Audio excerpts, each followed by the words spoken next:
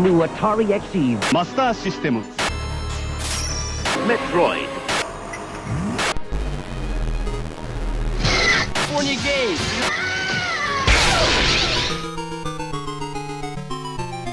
It's the video game years, and prepare your thumbs for 1987.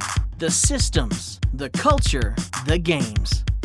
A ninja warrior hits the arcade. He's a guns and swords kind of modern day ninja. He's American Ninja. A little boxer takes on the champ. Just made him real small. Called him Little Mac. That works.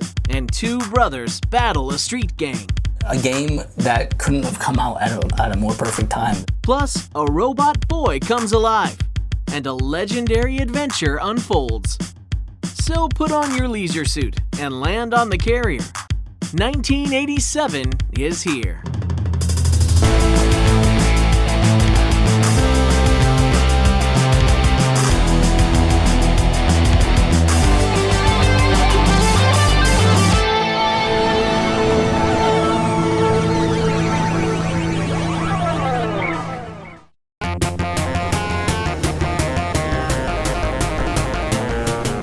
Pac-Mania by Namco! Let's not get too excited here. Well, I can't actually, because this game is mostly a big pile of crap. Namco went a little bit back to basics here. They just say, let's take the Pac-Man maze, let's kind of tilt it 45 degrees and shift it, and let's give Pac-Man a jump. Because why not? I played Pac-Mania in the arcade one time. I put a quarter in, said, wow, you can jump over ghosts. Until like the third level, and then all of a sudden the ghosts jump as well. So what's the point of adding this gameplay element, and then it's useless after like the third level? Normally Pac-Man fits on one screen. Most Pac-Man games did anyway. This one's a close-up view, and it looks really cool because everything's really big, but it also was part of the challenge because you couldn't see very far in front of you. How are you supposed to strategize when you don't know where the damn ghosts are, Namco? How? Why did you do it to me? Pac-Mania has been ported and rehashed multiple times and is generally received pretty favorably. I mean, I like it. Yeah, the horse was dead by this point. It's bullshit. Play any other Namco game.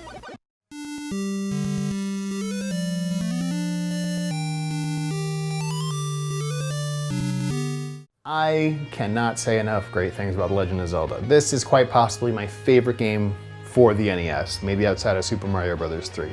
But, I mean, after Donkey Kong and after Super Mario Bros., Shigeru Miyamoto comes out again with a completely different type of game. It entirely kickstarted a genre and just opened pretty much everyone's minds who was playing video games at the time to just what a video game could be. How much could be in a video game, how many secrets could be in a game, just what the medium was truly capable of.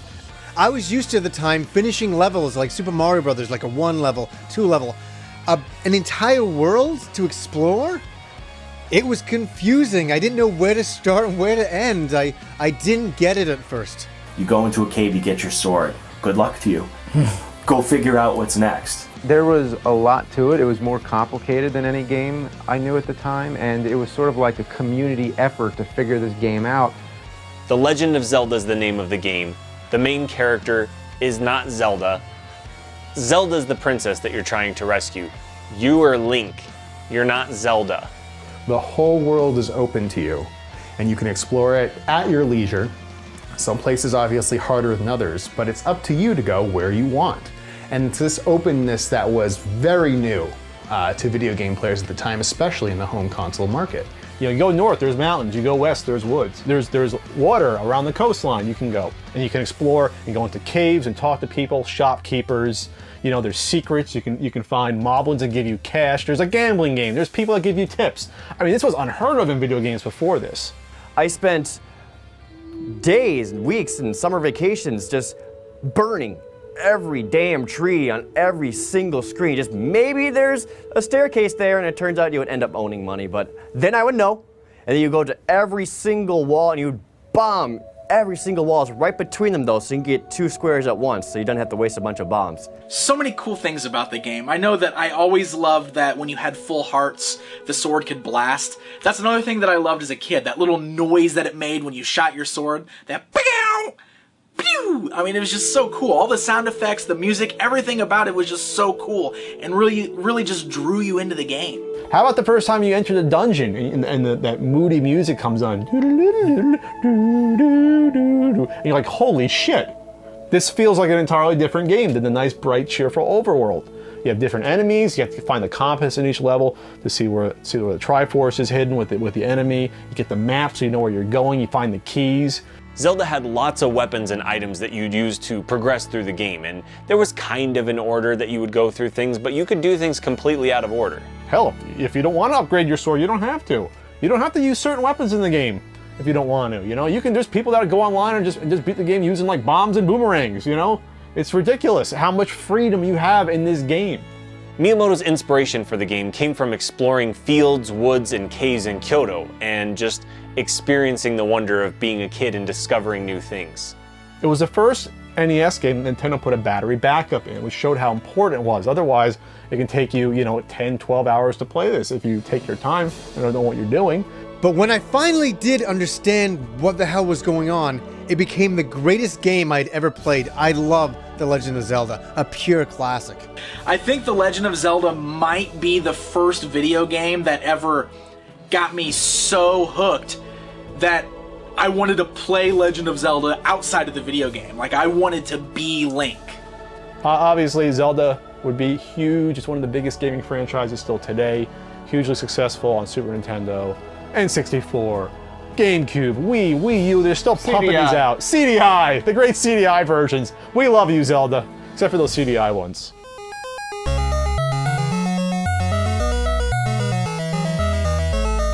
Wizards and Warriors is a platformer developed by Rare, and it had music by David Wise, and it's really good. Again, another game you turn it on and the title screen music is just awesome. And you play as the knight Kuros, and you have to defeat the wizard Malakil by making it to the end of the game. That's Wizards and Warriors. You turn that on, you hear, you're like, dude, this game is going to be badass. You progress through the levels by collecting keys that open light-colored doors and earn gems to pay off a knight. I don't know why. Problem is, I don't remember it actually playing very well. I remember the sword strike being very short. The sword strike was like, eh. And while you can hurt enemies with your sword extended, like air enemies or jumping enemies, the combat just never felt satisfying. The game was criticized for having unlimited continues and allowing you to start right where you left off, but it's a hard game, so I think it's kind of necessary. So Wizards and Warriors, there were 3 released on the NES. Probably best known for the sequel Iron Sword having a nice shirtless Fabio on the cover. Mm-hmm.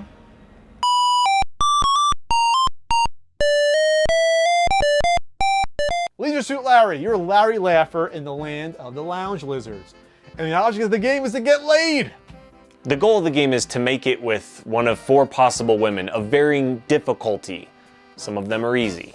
This game was created by Al Lowe, and it's unique for an adventure game because it focuses a lot on humor, and you play as a utter loser. He is like a 40-year-old version who's trying to get with a lady.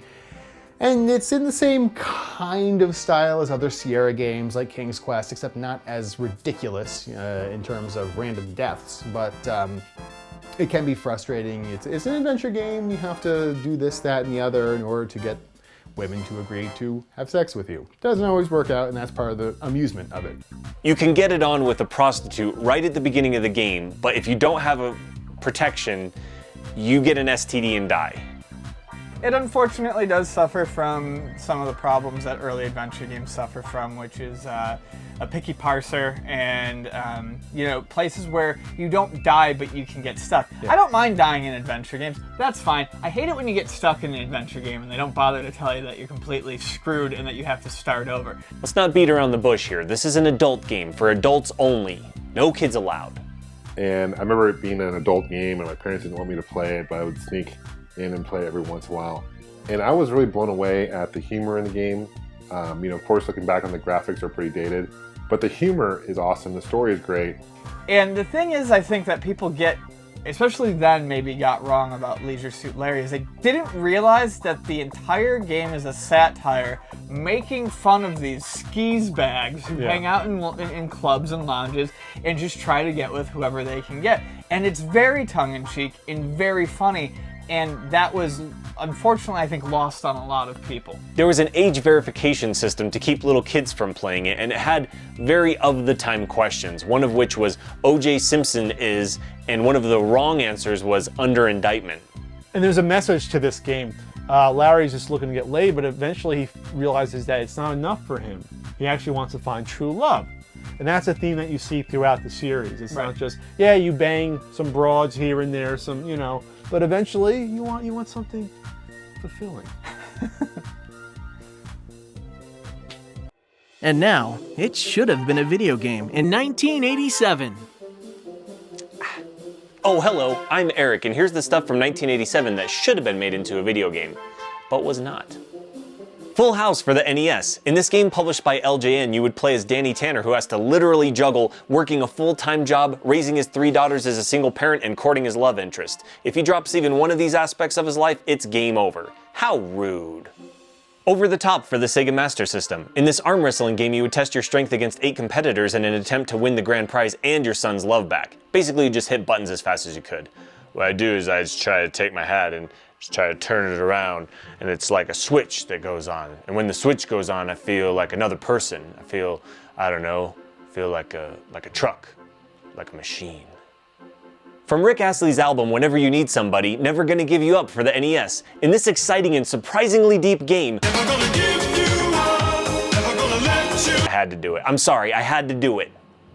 In television, Max Headroom for the PC. Make a music video by manipulating Max Headroom's face, much like Mario in Super Mario 64. Wow. What fun.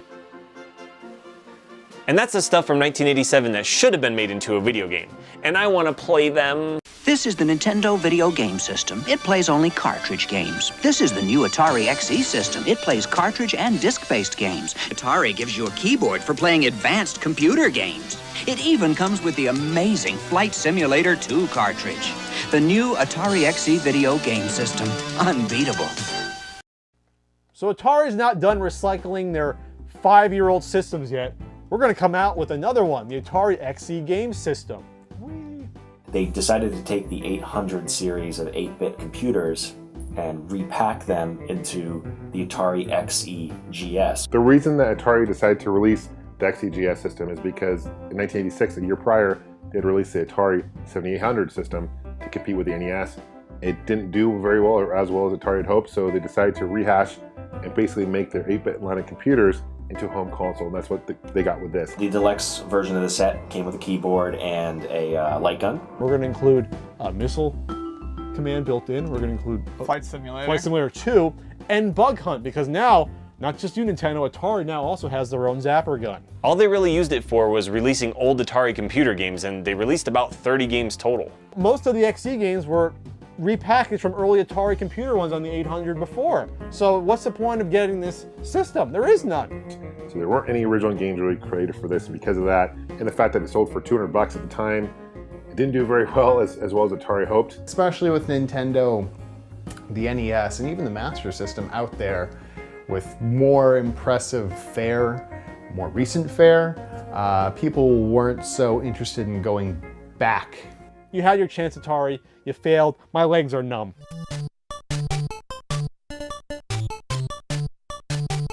So we never quite got the Goonies II movie sequel that we wanted, but Konami decided that they were going to give us a video game sequel to it anyway. Goonies 2 was actually the sequel to the first one that was not available on the Nintendo, but you could play it in North America on either the Nintendo Versus system or the PlayChoice 10 arcade units. And I saw Goonies 2, the video game. I'm like, oh my god, there's a Goonies 2 movie.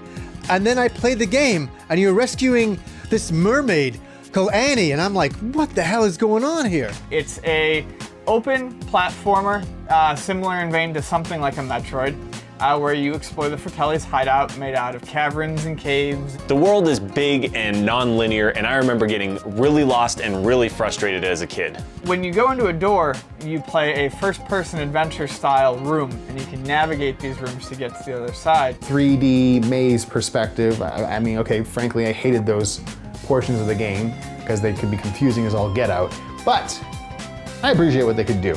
It does have a fantastic version of Goonies Are Good Enough by Cyndi Lauper done in chiptune form. That's fine. We all love Cyndi Lauper. Beautiful, just like her.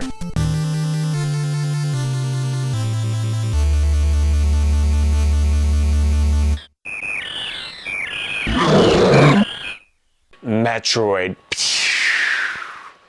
In Metroid, you take control of the bounty hunter Samus Aran, who has to chase after some space pirates and bring them to justice, and finish off their leader, Mother Brain. One neat feature in the game is that you actually gain abilities. So you get, different weapons, but you also get the morph ball and the bomb for the morph ball. There's cool discoveries that you do throughout the game too, similar to how Zelda. Yeah.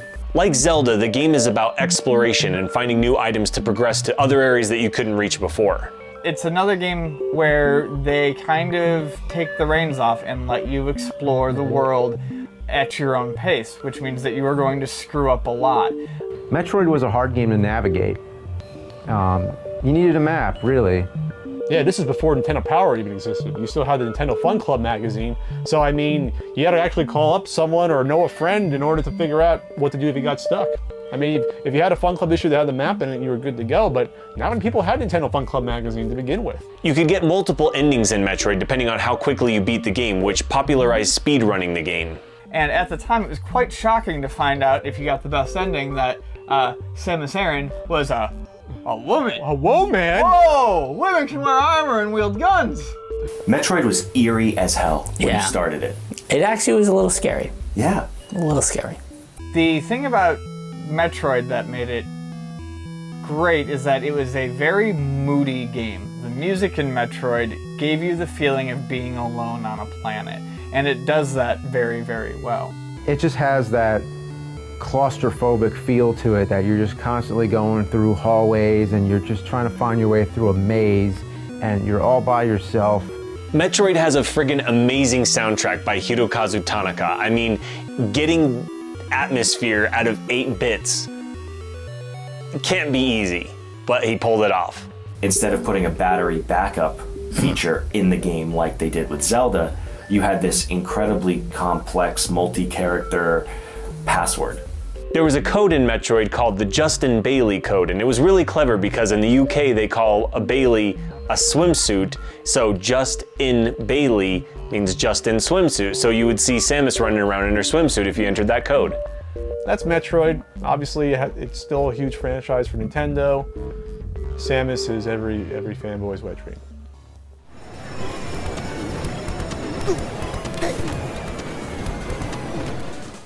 Sega can do no wrong this year with the release of Shinobi. Shinobi by Sega was really the first game to capitalize on the 80s ninja craze. Ninjas were hot in the 80s. Really, when are ninjas never hot? You got a throwing star, your shuriken. You have unlimited shuriken. You can touch enemies, but if you get hit once or hit with a projectile, you're dead. One hit and you die, I mean, that sucks. But, you know, I was still able to get like really, really far in it, and even on just a quarter. He could finish the game on 1/4. Get this guy out of here. He's only spending a quarter tonight. You have to rescue the hostages in each stage before you can progress to the boss. I had some really cool end-level bosses, very big. One thing I remember about Shinobi as well is the backgrounds. I always remember seeing Marilyn Monroe in the background of that level, and I was just, at that time, that was an incredible graphic. You have ninja magic, which is cool. It's like special attack. You wipe out, everything on the screen. At the end of each stage was a bonus mission where you would kill jumping ninjas with shuriken, and that to me, just the first person perspective of throwing the shuriken that's Shinobi to me. That's how I remember it in the arcade. The ports were not fantastic. Really? I thought they were okay. Oh, I can't wait till Sega brings this out on the Master System at home. It's going to be so awesome, and it's going to be exactly the same and stuff like that. But of course, it wasn't. It wasn't. Yeah, but it was still good. This is the heyday of Sega in the arcade. But it was fun. Yeah. They always made going to the arcade just, that much more exciting.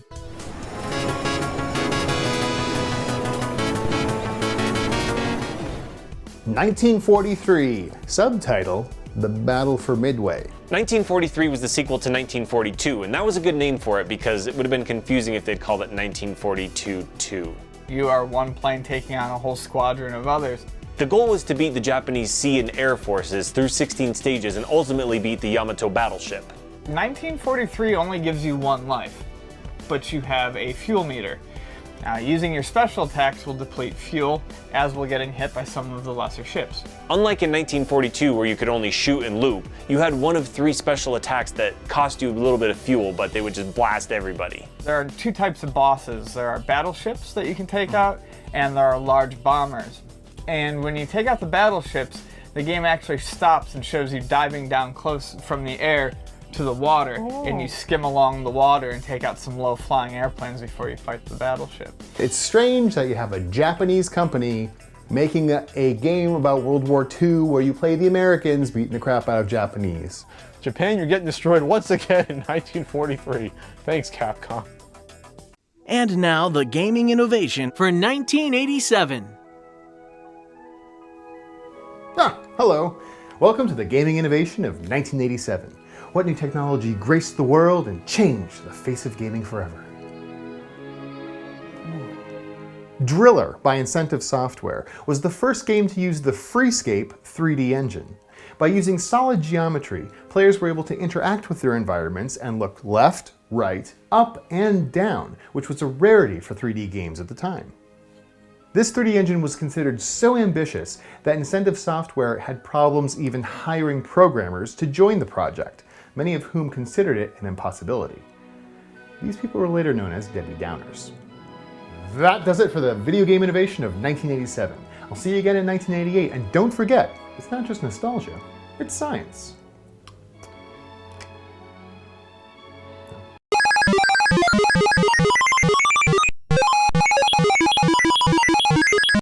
Good old Earl Weaver. The crack of the bat. Manager of the Orioles.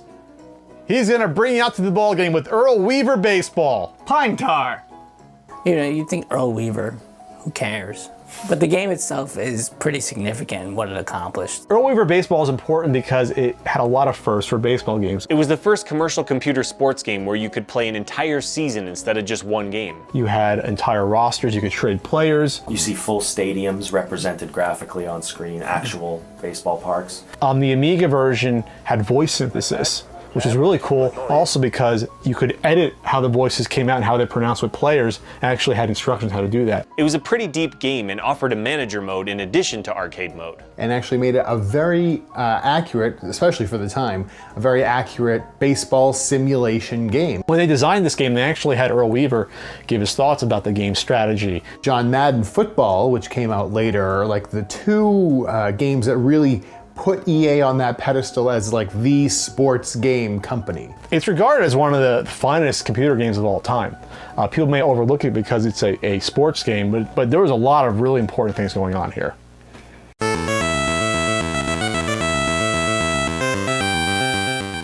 Rygar is a platformer where you attack with a shield called the disc armor. It's very functional. So you're Rygar with your disc armor, which is a really cool weapon. It sort of like spins out, hits and retracts when it hits the enemies, it comes back in. Like a big yo-yo. Yeah, it's a giant yo-yo. Primarily used for defense, you're using your shield as your offensive weapon. Yeah. Rygar by Tecmo is interesting because it's really the first game I saw a port of that the console version was superior to the arcade game. While Atari and the ColecoVision had all tried to emulate as best as possible the arcade gameplay as it was originally, Nintendo would take these arcade titles and kind of Nintendo-fy them. While the arcade game was strictly a platformer, the NES version had some Metroid and RPG elements in it. You could increase your health and spend points to increase your attack, and you could venture wherever you could. Rygar is friggin' hard. Ferociously difficult game. Thank God you could continue with this game, or else no one would ever finish this game. It's kind of an early game for the system. It's interesting. It doesn't do some things particularly well, but it definitely opens the door for later games to improve upon. There's a lot of little bugs and glitches to this game, but for what they were attempting to do at the time, kind of like Legend of Zelda in a way, where you can just kind of venture out on your own, it got the job done. It was nice. They made it more personalized. Yeah. You know, where arcade games are for quick entertainment. Yeah, quarters. These games are more involved. You know, you get the gamer into the game and explore more, do more. Yeah.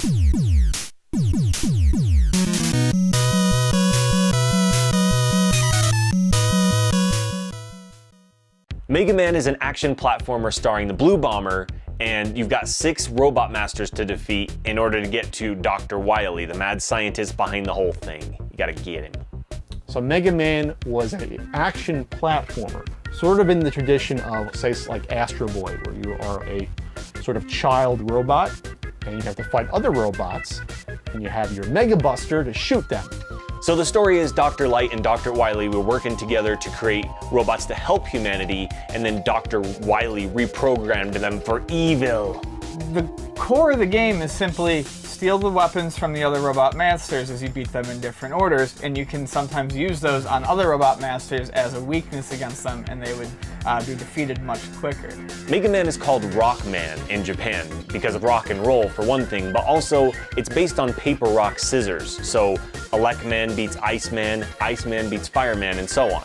It's such a simple concept, but it's really brilliant simplicity because obviously it was enough to hang, 6 classic games on, just on the NES alone. It's colorful, it was simplistically drawn, but it was done so that you always could see where you needed to go and what was next. The controls were very snappy, and dare I say, other than something like perhaps Mario Brothers, had some of the most responsive controls for an early game on the system, because without them, the game would be near impossible. The music in Mega Man is so good and so memorable. The Elecman stage theme, which I do love, is totally stolen from Journey's Faithfully.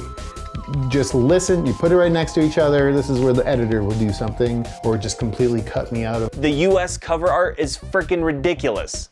It's the ugliest thing I've ever seen. I remember seeing it when I was a kid and I looked at that and just looked at something else. It was a last minute deal that was made. Like, we need art for this. They just sent it out to some dude and sent it out to a third he did it in class. like 2 days or something like that. The game really stands out as being quite difficult until you memorize certain patterns, and it's sort of where the definition Nintendo hard starts or comes from. The first Mega Man is known as one of the hardest in the series, and I say that's because the Yellow Devil died so many frickin' times trying to learn that pattern. How about that big yellow guy you gotta face? He's pretty cool. Yellow Devil? Yellow Devil. He shoots himself across the screen with body parts. That's pretty inventive. He's spiffy. Mega Man has been re-released multiple times on multiple systems and has had a reboot and started a series that spans over 50 games. It's totally still worth playing today. Still a lot of fun. The Gutsman stage is a pain in the ass, but it's still a ton of fun. Man, playing Mega Man on Friday nights, after reading the game for the weekend, man, that's some of the best main memories of gaming I have, actually. So Mega Man would go on to have a very storied franchise, 6 installments on the NES, 3 that were necessary, and then 3 that no one cares about. That's Mega Man for you. I love Mega Man, kind of. No, I don't. No, you don't. I do.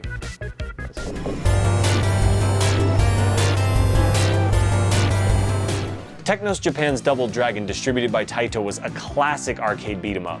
Double Dragon pretty much defined the beat-em-up genre. It wasn't the first, it was built off of basically Renegade's engine and sort of expanded upon. But Double Dragon really established the 2-player co-op mode. It established how important it was to have multiple types of enemies on the screen at the same time. And the game introduced right up front, for all the kiddies, a scene of domestic man-on-woman violence. So you're Billy and Jamie Lee, and your girlfriend gets knocked in the stomach and kidnapped. And you have to go save her from all the evil bad guys. The goal of the game was to beat the Black Warriors and rescue your common love interest, Marion. This is not going to end well. It established having lots of different weapons you could use. Baseball bat, knives, dynamite, just a fun time. It had a Bobo, a giant Abobo looking, creature that would come after you and beat the hell out of you. And it was cool that it was cooperative play, Yes. cooperative beat 'em up, and with a series of moves that you could pull off. Besides your standard punches and kicks, you had a headbutt, you had the shoulder throw, you had the pin down attack, you had a jump kick, you had the spinning jump kick as well. Just a really, really fun game. Great sound effects when you punch, it's like psh, psh, psh. If you play in 1-player mode and you get to Marion, you win, game over. 2-player mode, you gotta fight your buddy. Best man wins Marion's love. What's kind of interesting about that game is the hardware, most of the time is fine, but it is a little underpowered because there's a tremendous amount of slowdown in that game. Yeah. You're jumping and you're kicking and you're punching, and it just kind of seems like they're moving through molasses. It was the start of a storied franchise, Double Dragon. This franchise existed and was popular, for like 10, 12 years. Double Dragon 5 was released to a fever pitch audience who just couldn't wait to see that game turn into a one-on-one fighter. It was ported to so many systems, the NES, the Sega Master System. Which is arguably the better port, Yeah. I'd say, because it's more like the arcade and two-player co-op. Lots of people love the NES version. I, of course, was spoiled because the arcade version was like my favorite game, so I didn't like the NES version because of that. I was a spoiled brat. And now the other video games for 1987. Hey guys, I'm Pixel Dan, and these are the other video games of 1987. Street Fighter, the beginning of a franchise. Player 1 takes control of the martial artist named Ryu on a worldwide martial arts contest, while the second player can join in to be Ryu's rival, Ken. Ikari Warriors, the vertically scrolling shoot-'em-up game for the NES, was SNK's first major breakthrough in the US, and has become somewhat of a classic on the system. Karnov, the action platform for the arcades, also debuted the mascot of Data East. Penguin Land. In this Sega Master System game, you guide your penguin through a series of puzzle platformer stages, guiding your egg around obstacles such as rocks and polar bears. So there you go, guys, the other video games of 1987. Just because they may not have been as popular as some of the others, doesn't mean they're not fun.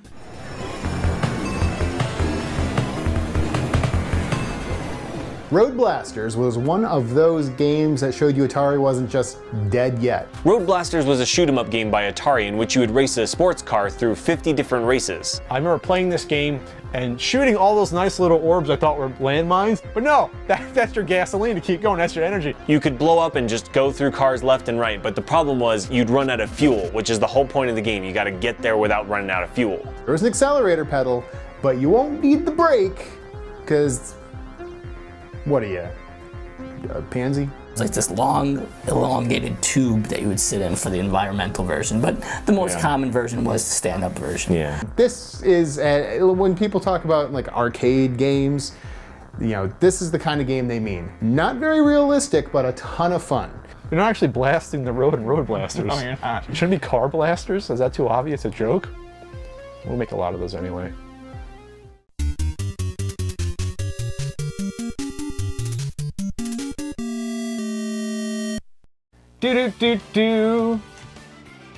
So we have Castlevania by Konami, which is a fantastic side-scrolling action game based on horror movies.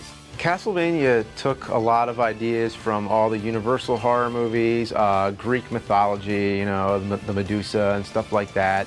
What's interesting is if you look at how Castlevania starts, there's actually film reels on the side. Yes. The game was always meant to be viewed from a cinematic perspective. It was just so different and edgy. It was edgy, that's what it was. In Castlevania, you play as the ill-fated Simon Belmont, who has to go beat the evil Dracula, who rises once every 100 years. You whip stuff, and they hurt, and then they explode, and then you keep on walking. And when you jump, it's like, and you can't go, woo, like in Mario, you gotta go, and that's something. The platforming in Castlevania is notorious. I mean, you jump and you're committed. It's very stiff, you can't change direction, you're all in. You better be jumping on the right direction and whatever you're trying to do, because you're going now. That's where you're going, down a hole. And it's hard as balls. It is a very difficult game. Oh boy, Castlevania is one of the hardest games ever made. Friggin' hunchbacks and Medusa heads, bane of my existence. You could never dodge them. They knew exactly how to move, exactly where to go. You'll occasionally get hearts, which will act as ammunition for your sub-weapons, which can be things such as daggers, which fire fast but are weak, or holy water, which you can throw on the ground and creates a burning area that will damage anything that walks into it. The soundtrack is amazing. It's really catchy and memorable and fits the game really well. Every stage had just outstanding music. Yes. When you think of great sort of NES soundtracks, Castlevania is always in the top, 10 easily. Castlevania is a very difficult game, but I would say that Dracula is not necessarily the hardest boss. That would be the Grim Reaper. Frickin' sickles all over the place. You don't know where they're gonna appear. They're constantly flying around. He's disappearing and appearing all over the place. So you beat Dracula, you think the game's over. But it's not. So pick that controller up that you just threw down and stop dancing around and enjoy it, because you haven't beat the game yet. He turns into a blue monster for some reason, and you have to fight him too. all on the same health bar. I love Castlevania. It's one of my favorite series. I wouldn't be here if it wasn't for Castlevania. It also started a fantastically long-running franchise that only really kept getting better and better until recently. Castlevania, that's gonna be fun forever. So Simon Belmont, iconic character. We love ye. Good on you, Konami. Love you a lot more than Capcom's Mega Man. Mega Man. Intelligence has identified a substantial buildup of hostile forces right here in our own backyard. And I'm giving you the green light to clean them out. Gentlemen, you're the best. Get up there and prove it. Okay, boys, let's kick some. I've got him. Watch back. Moving down the right side. He's on me. Pull out. On your way. Keep on him. Action Max for your VCR. Yeah. If it were any more real, it wouldn't be a game.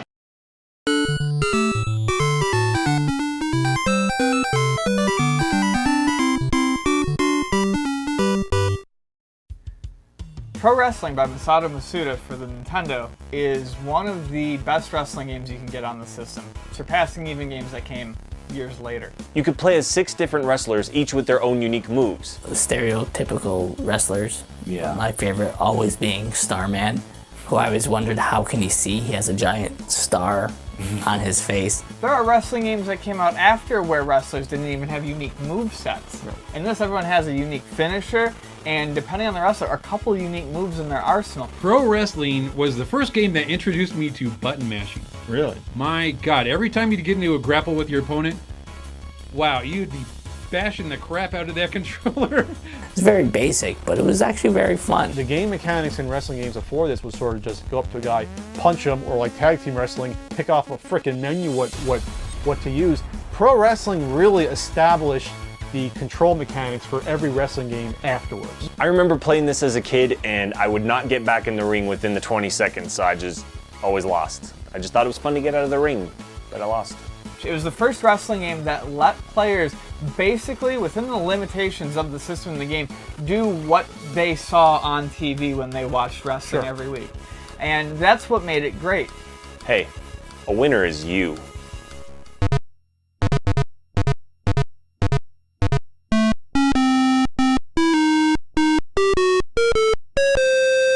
Police Quest. Not a King's Quest, a Police Quest. The game was kind of realistic and had puzzles where you had to basically follow real-life proper police procedure to get through it. The game was designed by Jim Walls, who was actually a police officer, and he would give you advice, and if you screwed up, he would admonish you about what the proper police procedure was. A to B to C kind of makes sense. Those paths make sense, whereas things seem more random in the other versions, the other Quest games. It was both serious and comical, because you pull over the drunk and he puke on your shoes and stuff like that. And you actually had to do field sobriety tests. You had to make sure if a guy attacked you with a knife that you didn't shoot him or the game was over. You had to hit him with a knife stick instead. The goal of the game was to track down the deadly drug dealer known as the Death Angel. Sounds deadly. You need help by your ex, Sweet Cheeks Marie, who was a prostitute. Isn't that the best name ever? This was another game that used Sierra's adventure game interpreter parser engine, so I'm out. It was definitely a text-based game, but you did actually have to move your character to investigate things. It was very much a mix between adventure game and a simulation. Kind of the maturing of Sierra past the you fall down a pit and die 50 times. You just need to learn to not do that. Thank you, Sonny Bonds, for serving the public trust.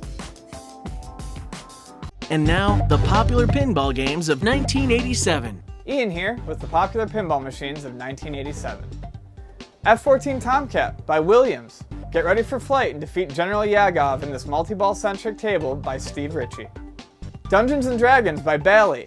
Wizards, spells, and warriors provide not only a great backdrop for dice rolling, but pinball too. Fire by Williams. Put out fires before your multiplier drops on this table with realistic burning building effects. And those are the popular pinball machines of 1987, because there's more to life than video games.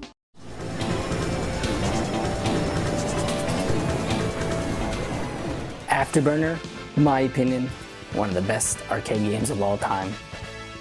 Made by Yu Suzuki of Sega fame. Yu Suzuki strikes again. Afterburner is a very simple game. All you do is maneuver your plane, an F-14 Tomcat, and you have a machine gun, and really the main way of doing damage is locking on and firing off missiles. Awesome experience. I loved it. Fast and furious, frantic action. You can be killed so quickly in this game. I couldn't believe the graphics. I mean, they're zooming and scaling, spinning all around is really fun. It's definitely worth my 50 cents. They had two versions of this game, right? They had the stand-up and they had the sit-down version. The sit-down cockpit version, which is the way to play the game. You move the joystick and the cockpit could move horizontally and vertically. It's very immersive. Such a satisfying That is easily my favorite environmental cabinet ever. Both cabinets had a gray monitor frame that had flashing lights that would let you know that you had been targeted. And so you could try to spin out of it, etc., because you don't want to die today. The music was intense. It was definitely trying to rip off like the Top Gun soundtrack of the day with that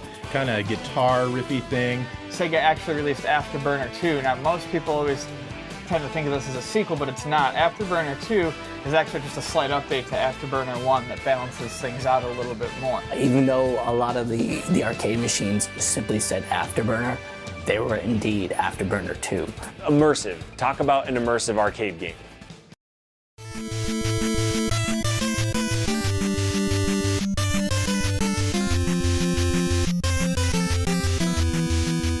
So Punch-Out has been a thing in the arcades for Nintendo since, I believe, 1984.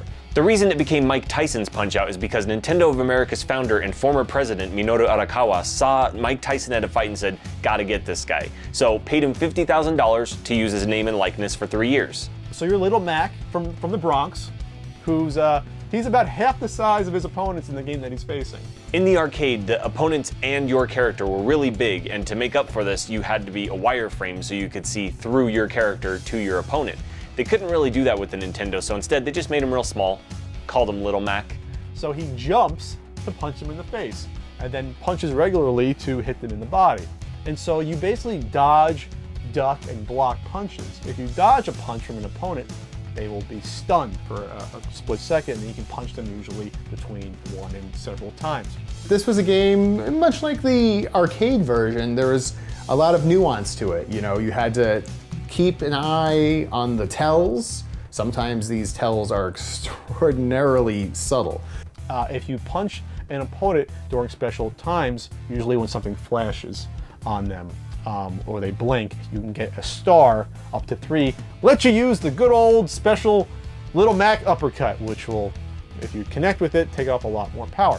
I mean, it's essentially a game based on timing, and it's not a simulation by any means, but it's the controls are so well done and so tight that it is your skills are your only limitation in the game.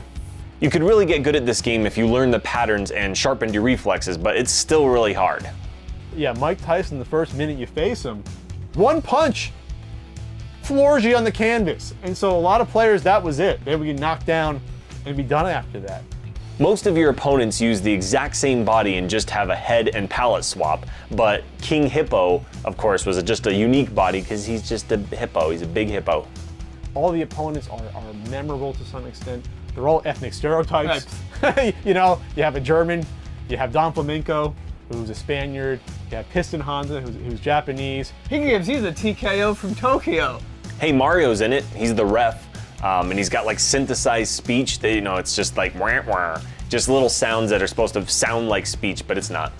There's another version of Mike Tyson's Punch-Out simply called Punch-Out, released by Nintendo after the fact. 1990. A lot of people seem to think that it's because of the legal trouble Mr. Tyson happened to find himself in, but it's a lot more mundane than that. It's simply that the licensing agreement with Mike Tyson ran out and it was not renewed. They decided to go ahead and take out Mike Tyson in future versions of the game and replace him with Mr. Dream. It's just a great, fantastic game. Its legacy, it had a game on the Super Nintendo and then the Wii, and now he's gonna be in the next Smash Brothers game, Little Mac, finally. We love you, Little Mac. Yay.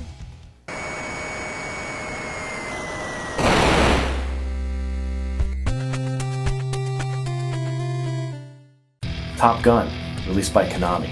I have some fond memories of this horrible game. It's not horrible. Top Gun is a dogfighting flight simulator game that sold over 2 million copies. Top Gun for the NES comes out in '87. The movie came out the previous year, and you know, this was a time when like an afterburner. I guess, you know, jets, Navy jets were a big thing. Just like in the movie, you play as Maverick and you fly an F-14 Tomcat fighter, and it's not great. Top Gun for the NES, interestingly, added a few simulation elements, like the whole, you know, landing bit, which can be frustrating a little bit. Yeah, locking on targets, like landing on the aircraft carrier, refueling. I like this game. However, it doesn't really get fond reviews because of landing on the aircraft carrier. No one can do it, except for the fact that it's pretty easy with a little bit of practice. I could do it as a kid. I could never get past like level 3. It wasn't an easy game, I'll give it that. It's actually incredibly competent for a 8-bit dogfighting game. You know, how they did it is actually fun to play.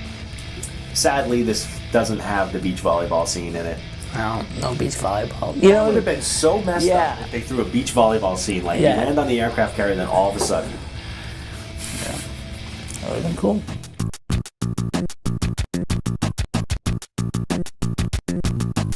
Maniac Mansion. It's maniacal. Maniac Mansion is a landmark in adventure games. By Lucasfilms, yet to be LucasArts. Designer Ron Gilbert made the interface SCUMM, S-C-U-M-M, script creation utility for Maniac Mansion. What made it so important was how the SCUMM engine changed how people interacted with adventure games. It was used for about a decade on LucasArts games. I mean, tweaked here and there, but there were some really great games that came out. Famous games in the LucasArts library that use the SCUMM engine. Instead of using touchy text parsers, this game consisted of a row of words like pull or open or grab, and you would click on them and then click on the object that you wanted to interact with. It's a set of tools that you can use to create a game with the same type of interface. You know, use key on door, etc., and you could just build the game around that. It was a comical game, and this is the first game that kind of started LucasArts, Lucasfilms kind of journey into that. It was funny, it was well written, it was full of humorous like B-movie tropes. It was a bad sci-fi movie that you were playing on your computer. The game was interrupted by cutscenes, which is actually a term that was coined by the game's designer, Ron Gilbert. But Maniac Mansion was really cool, not just because it had a really well-developed sense of humor, a colorful world, and interesting characters, but it also wasn't exactly linear. You play as Dave, and you pick up to you have to pick 2 other characters that have come to the mansion with him. The characters that you pick do matter because each one has different skills. So every time you play through the game with a different set of characters, there are certain puzzles you will be able to solve and certain puzzles that you won't be able to solve. Replayability. It made me feel like I was engaging in something very sophisticated, and I was. It put LucasArts on the map as a video game studio to contend with on the PC, definitely. John D presents the Video Game Babes of 1987. Hey, John D here, with the Video Game Babes of 1987. Gianna sisters, rip-off babes from Germany. The girls of California Games. I wish they all could be California babes. Samus Aran, the babe in the armored suit. Sometimes.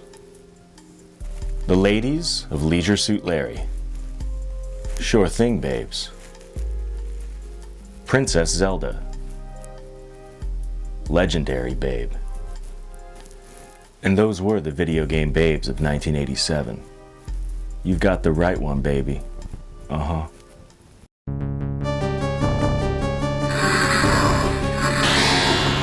Alien Syndrome,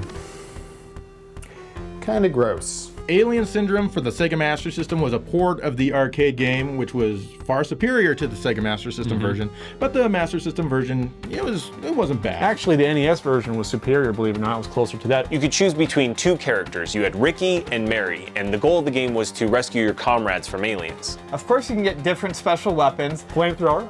Among them, the most popular and famous being the flamethrower, because how else do you kill, well, enemies from outer space. At the end of every level, there was like a giant alien boss, and some of that stuff looks really crazy. Kind of disgusting backdrop. You know, there's a lot of goopy, gory kind of stuff. And I felt like I was Sigourney Weaver going around the Nostromo killing aliens. It was awesome. That's a pretty good name for the game. It's a syndrome. It needs to be defeated with lots of pus apparently involved.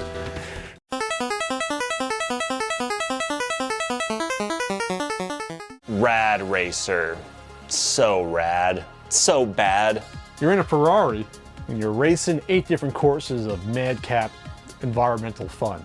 Rad Racer was a pretty rad game, but it was also a pretty racer game, hence the name Rad Racer. Wink.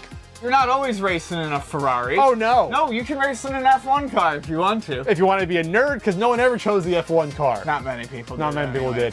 Rad Racer was basically Outrun on the NES. You had to drive through checkpoints before time ran out and just keep driving. Once you get to like the 3rd, 4th levels, the cars will actively try to drive into you when they're ahead of you. They will just kind of try to fake you out and then come after you. So you really have to be on your guard here. It's a really tough game. The music was done by Nobuo Uematsu, who was famous for later creating the music for Final Fantasy. In the race, there's 3 different songs you can play. I used to hate those. I always hit it by accident when I'm turning and switch the song to another one. Like, damn it! Basically, you're just kind of driving down the road and trying to avoid enemies. It's not unlike a lot of other racing games at the time, except this one had 3D. It brought 3D to the NES with red and blue 3D. You press the select button at any time, the game becomes 3D. You put on your red and blue glasses backwards because Nintendo somehow got it backwards, and the game becomes 3D. Well, actually, not really. It really kind of sucked. Yeah. It's heavily featured in The Wizard, where you use the power glove to control the thing. I love the power glove. It's so bad. But he should have said Rad, because he's playing Rad Racer. That's what he should have said.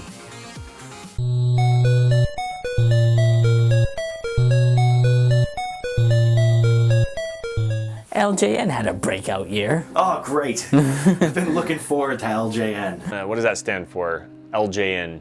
Let's just not? 1987 was the first year that LJN started publishing games on the NES. Now, LJN gets a bad rap for good reason for a lot of their games that, you know, aren't the best sort of quality that are published.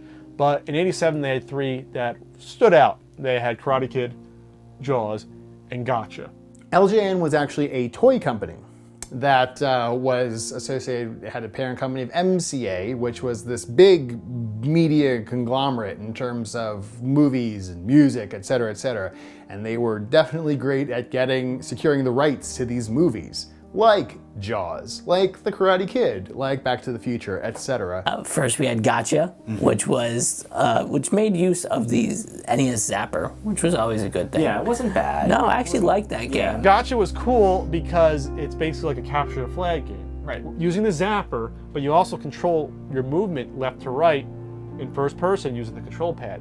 And LJN also had Jaws. The point of the game is to defeat Jaws by collecting shells, leveling up, and ultimately just stabbing him with your boat. You build up your quantity of shells to trade in for more powerful spears, and along the way you fight Jaws every now and then. The iconic movie Jaws. Karate Kid. Oh, Karate Kid was hard. It's based upon the first 2 Karate Kid movies.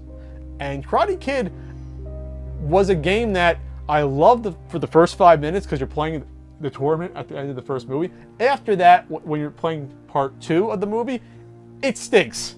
What's interesting is that the reason LJN was even created was to bypass the whole, you can only make a certain amount of games for Nintendo at a time. So LJN is actually a subsidiary of Acclaimed. LJN's associated with Acclaim. Everyone assumes that they were all made by horrible people, but when you look, some of the most hated LJN games are made by companies such as Rare or Atlas. You know, and these are companies that are just cutting their teeth.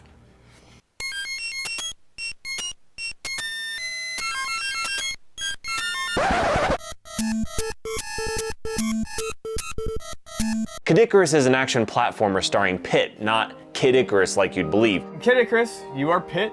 You're an angel from Angel Land. The goal of the game is to find 3 sacred treasures to defeat Medusa and rescue Goddess Palutena. It uses the same engine as Metroid, and you can kind of see that Most of the stages in Kid Icarus are vertically scrolling. There are eggplant wizards in the dungeons that can turn you into an eggplant by hitting you with an eggplant, and then you gotta go to the hospital to heal yourself, otherwise you can't use any of your weapons. It's really weird. When you scare the Reapers, they flip out and they send all these Reaperettes after you, which are fairly easy enough to shoot in their formation, but if they hit you, they take away a ton of life. There's not a lot of life you can pick up in this game. But when you do, it's a glass of wine. Oh. So early on, Nintendo's teaching kids that 1 glass of red wine a day is great for the system, great for the body. Hard game, I have beaten it. The ending of Kid Icarus is like, I'm pretty sure, is like a Medusa's face or something, and you have to shoot the Medusa's face. While the game is great, it has a reputation for being incredibly difficult, and it's rightfully deserved. Almost too much so. Kid Icarus was the one that kind of fell off the map. Zelda and Metroid kept going, and Mario and everything. Kid Icarus, not as strong an entry as Metroid, but I can totally appreciate it for what it is. It's no doubt that Kid Icarus is really hard, and I understand why some people don't like it, but it's a friggin' classic. I love it. Kid Icarus, pretty solid, good fun. I'd play it.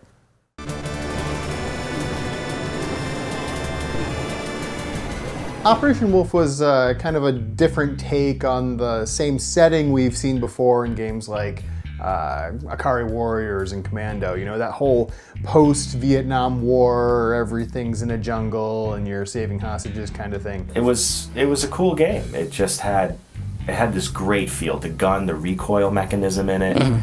That's the most memorable part of the arcade experience with that game. This, instead of a top-down shooter like those other games, was a first-person shooter where you had kind of a scrolling screen and you had to shoot the bad guys and not shoot hostages because that would be bad. You had to shoot as many boats, choppers, jeeps, tanks, and soldiers as the game required for you to advance. You always had to find new ammunition because it was not unlimited. You could stock up your weapons by shooting barrels and crates and animals, because of course they have those things inside them. You had a little button on the end of the machine gun, which moved on a swivel mechanism, so you could go around the whole screen, but the little button shot grenades. And what was cool about Operation Wolf is that it had sort of a narrative to it. In the jungle stage, you would interrogate the enemy leader to make him reveal the location of the enemy concentration camp. It had, I guess, not cutscenes, but cut images in between the stages that kind of advanced the story. One of the missions, you had to like blow up the communications, tower of the enemy, and then the last stage, I think you had to get into like the airport to the runway. And you had to make sure your hostages weren't shot as they crossed the screen.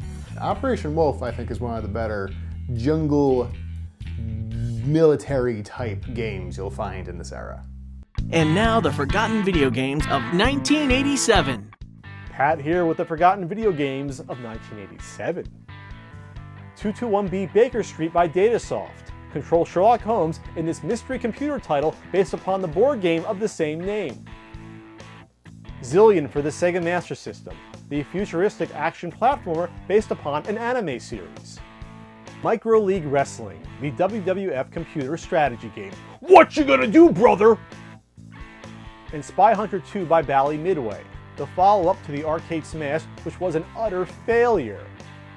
Those were the forgotten video games of 1987. Just because you don't remember them doesn't mean they weren't fun.